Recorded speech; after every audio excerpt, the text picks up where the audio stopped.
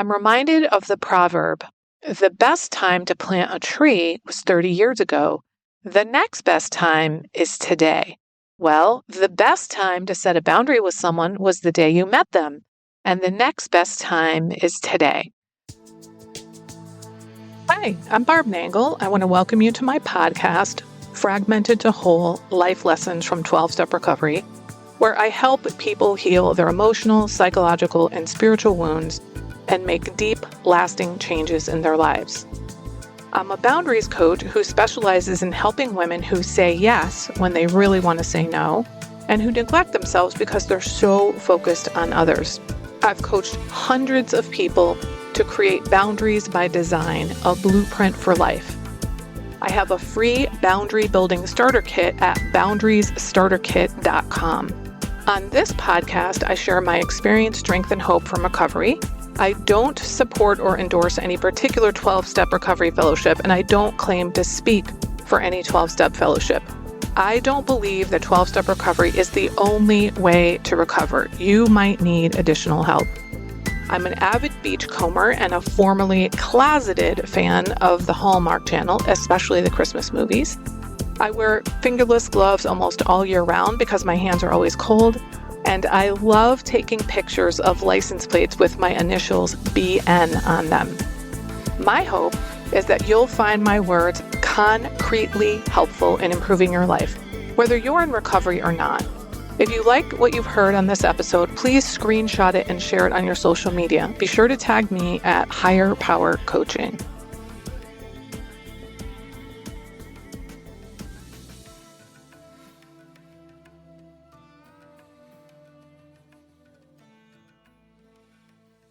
This is episode 295, Boundaries Made Simple, How to Communicate Clearly, Honestly, and Politely. This is kind of a follow-up on last week's episode about mastering communication. I'll be sharing some tips about how to communicate effectively. I teach these in regard to setting boundaries, but many of them can also be adapted for general communication. So there are 7 tips in total. Tip number 1 is do it promptly. If you want to set a limit with someone, it doesn't get easier if you wait. In fact, it gets harder because you build up all kinds of anxiety and tension, and it will give you peace of mind if you just do it promptly and get it over with. I'm reminded of the proverb, the best time to plant a tree was 30 years ago. The next best time is today. Well, the best time to set a boundary with someone was the day you met them, and the next best time is today. So if you're going to set a limit with somebody, do it as soon as you know what your limit is and that it's time to set it. Don't wait around for the right time to come because it never comes. So for example, if somebody mispronounces your name, then say something immediately. Don't wait for another time. Do it promptly. Tip number 2 is be polite. Now, I put this as a rule or a tip for setting boundaries because so many people wait and wait and wait until they're pushed way beyond their limits, and then they explode. And it works, so they think, oh, this is what boundary setting is like. I have to explode in order for people to listen to me. But it actually doesn't have to work that way, especially if you follow tip number 1 and set the boundary promptly. You're so much less likely to explode because you don't have that buildup of tension and resentment. Personally, I am a huge fan of politeness. I was told many years ago, politeness is like the grease on the wheels of social interaction. And I absolutely believe that, unless, of course, if someone is toxic, inebriated, dangerous, or just won't take no for an answer, then go ahead, fuck politeness and be rude to them.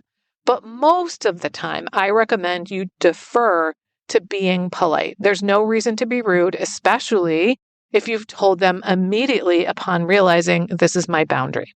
Number 3, don't lie. Many people want to blame their boundaries on someone else. So they make up little lies about why they're setting a boundary. In my opinion and experience, learning to build healthy boundaries is all about getting into and staying into integrity with yourself. You will be out of integrity if you lie. On top of the fact that If you're listening to this podcast, you're probably in 12-step recovery, and we're trying to practice these principles in all our affairs. So you get to take ownership over your own life. You get to take responsibility for your own boundaries. If you simply cannot be completely honest, then just say a kind no or I'm going to decline.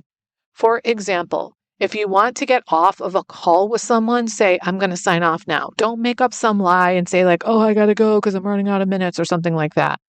You don't really have to give a reason, but you definitely shouldn't lie. Don't make up some bullshit excuse. You're an adult, own it.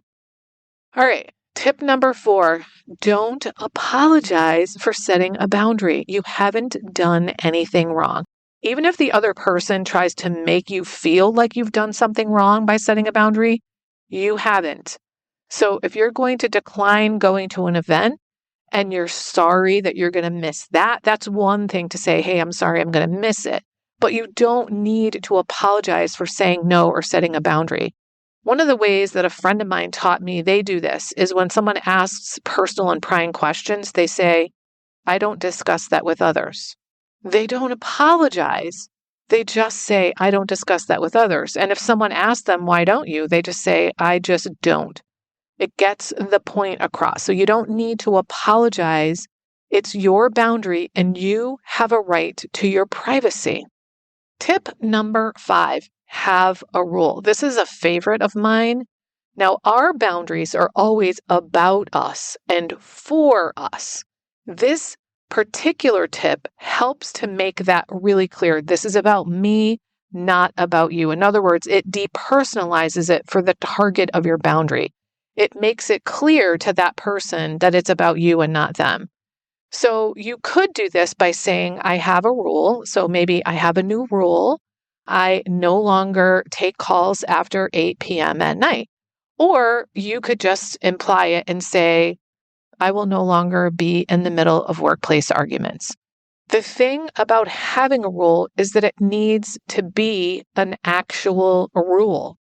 So you can't say one thing to one person and then something different to another person because then it's not a rule. And remember, we want to make sure that we are in integrity with ourselves, that we're being honest and forthright with other people. So we don't want to make up some bullshit lies. Number 6, pause. So you may recall this is my number 1 tool of recovery because I can't use any of my other tools without it. Well, it turns out it comes in really handy in communicating about boundaries as well. Let's say someone asks you to do something and you're really not sure what you want to do. Then you can pause and say something like, I need to think about it. I'll have to get back to you. I want to check in with my partner. I need to check my schedule. Whatever it is that you need to do to get clear on what you want to do. If they pressure you and try to make you give them an answer right now, then you can say, well, if you need an immediate answer, it's going to be no. The other time that pausing can be really effective with setting boundaries is, let's say that you really want to say no, but you do not have it within you in that particular moment to say no right to their face. So pause and say, you know what, let me get back to you. Then you go, you gather yourself together and you reconnect with them and tell them no when you've done whatever it was you needed to do to gather the strength to say no.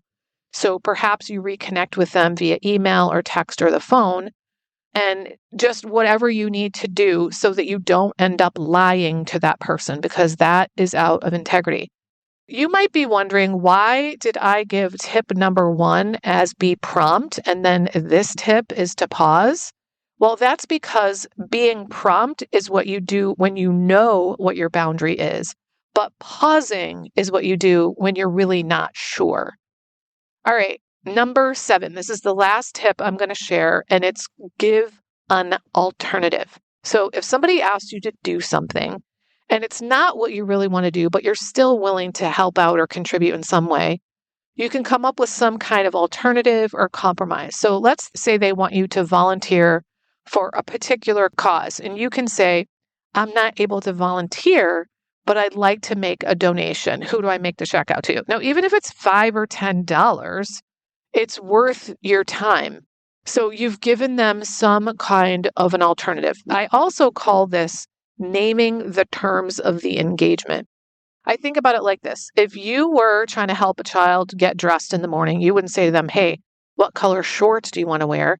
You would name the terms of the engagement and say something like, do you want to wear the red shorts or the blue shorts? So you name the alternative or state what you're willing to do. And it's possible that somebody could choose something that you didn't propose, but it's much less likely that they will do that when you've named the terms of the engagement, especially if you've named only one option, like, who do I make out the check to because I'm going to make a donation?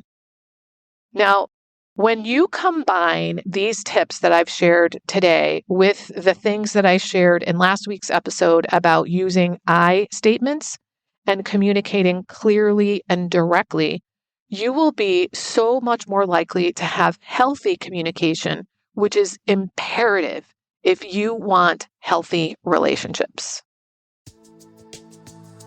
What I've found is that professional women are afraid people won't like them, so they don't say no.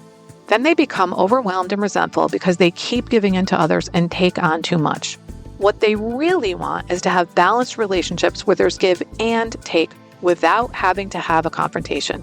But they think the problem is that if they knew just the right words to say, things would go more smoothly and they'd be able to stick to their boundaries.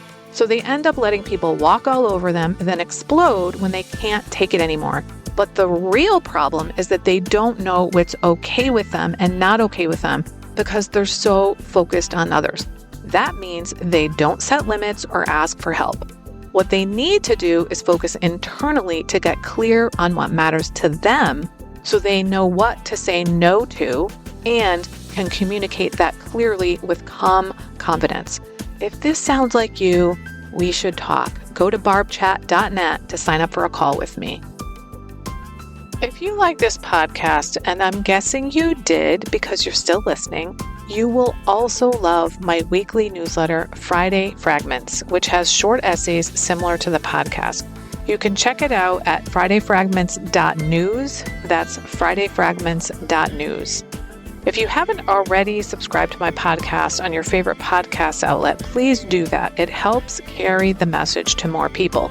I started this podcast because there was so much wisdom in recovery that just wasn't making its way out into the world. So I want as many people as possible to hear it. I'd also love it if you'd leave a 5-star rating or a review, which you can do on Apple Podcasts. It helps other people find it so they can get the benefits that you've gotten from listening. If someone in particular came to mind when you listen to this episode, please share it with them. And my favorite place to hang out on social media is Instagram. I'm at Higher Power Coaching. Please DM me there. I'd love to hear what you've got from this episode. I run private and group coaching programs on building healthy boundaries. Whether you need help with boundaries in your personal, professional, or romantic life, I can help. Head on over to barbchat.net where you can get on my calendar for a free 30-minute Better Boundaries consultation. I also do short-term situational coaching to help people make it through specific situations they're going through, such as divorce, empty nesting, preparing for retirement, or any phase where their identity is shifting. Regardless of the type of coaching, my ideal client is someone who is ripe for change. If that's you, I'd love to work with you. My goal with all my work is to help you make lasting changes in your life, like I've made deep, lasting changes in my life. Remember, it's never too late to recover. No one is beyond hope, and healing is possible. Thanks for listening.